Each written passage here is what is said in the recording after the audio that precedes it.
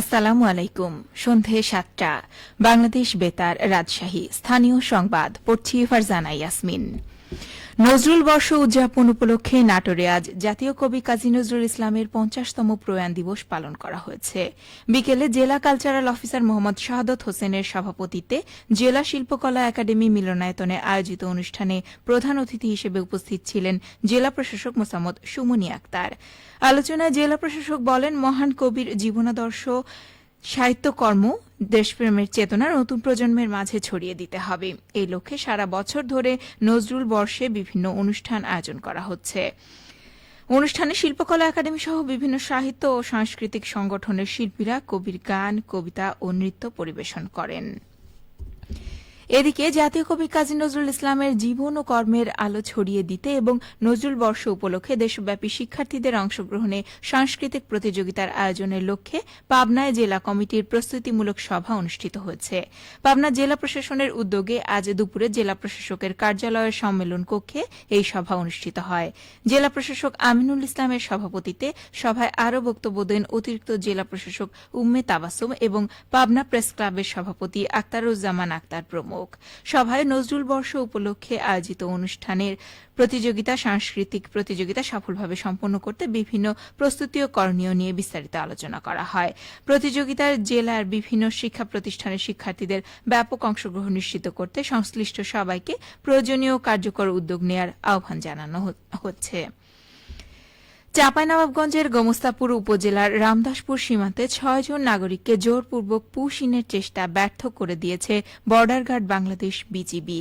আজ সকালে গোমস্তাপুর উপজেলার আন্তর্জাতিক সীমান্ত পিলার ২১৬ এমপি এলাকার রামদাস বিল দিয়ে ভারতীয় সীমান্তরক্ষী বাহিনী বিএসএফ এর ১২ ব্যাটালিয়নের শমশেরনগর ক্যাম্পের সদস্যরা এই পুশ-ইনের চেষ্টা চালায়।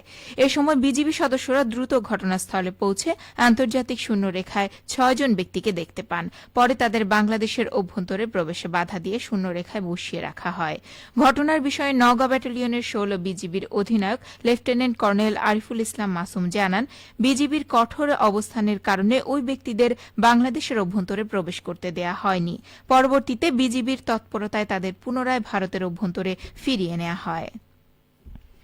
নাটোরের চলনবিলে ভ্রাম্যমাণ আদালতের অভিযানে ২ লাখ টাকা মূল্যের অবৈধ চায়না দুয়ারি জাল জব্দ করে আগুনে পুড়িয়ে ধ্বংস করা হয়েছে।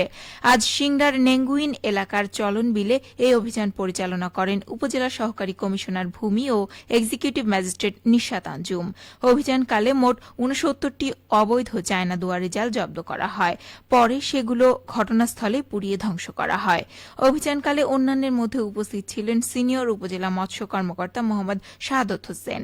ভ্রাম্যমাণ আদালতের বিচারক জানান, চলনবিলে দেশীয় মাছের বংশবৃদ্ধি ও জলজ জীববৈচিত্র্য রক্ষায় প্রশাসনের এ ধরনের অভিযান নিয়মিত অব্যাহত থাকবে। অত্যন্ত নোংরা ও অস্বাস্থ্যকর পরিবেশে ফুচকা ও চটপটি তৈরির অভিযোগে বগুড়ায় একটি কারখানাকে ১ লাখ টাকা জরিমানা করেছে ভ্রাম্যমাণ আদালত। একই সঙ্গে প্রতিষ্ঠানটির বাণিজ্যিক কার্যক্রম আগামী ১২ দিনের জন্য বন্ধ রাখার নির্দেশ দেওয়া হয়েছে। আজ দুপুরে বগুড়ার সদর উপজেলার রহমাননগরে মৌ নার্সিং হোম সংলগ্ন ভাই বোন ফুচকা ও চটপটি কারখানায় এ অভিযান পরিচালনা করা হয়।